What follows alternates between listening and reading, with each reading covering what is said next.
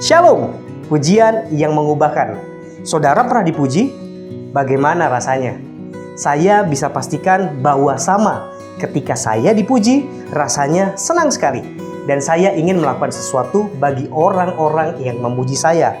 Itu saya loh sebagai manusia. Bagaimana dengan Tuhan yang empunya segalanya?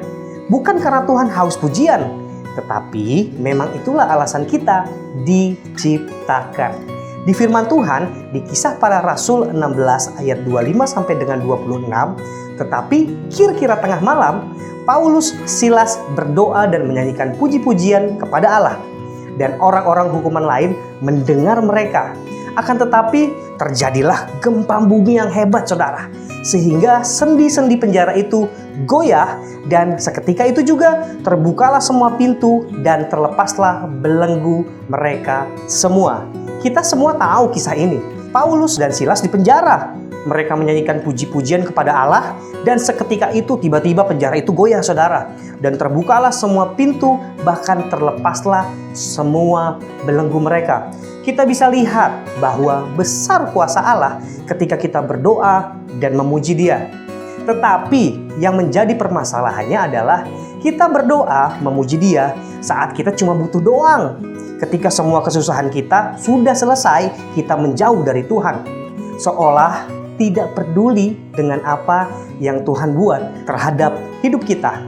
Biarlah iman kita seperti Paulus dan Silas, saudara. Apapun yang terjadi, dipukuli, dipenjara, bahkan sedang mengalami kemurahan Tuhan sekalipun, kita tetap menaikkan doa puji-pujian kita bagi Allah. Saudara, saya sangat suka dengan kisah Paulus dan Silas ini.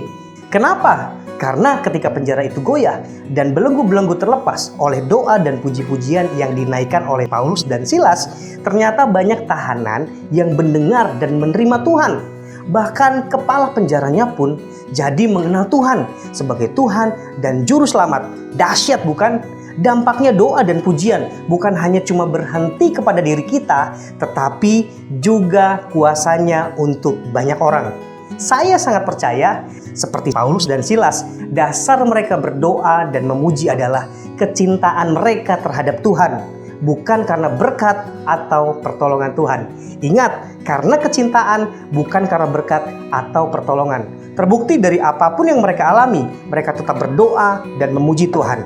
Itu kisah Paulus dan Silas, saudara. Bagaimana dengan kita?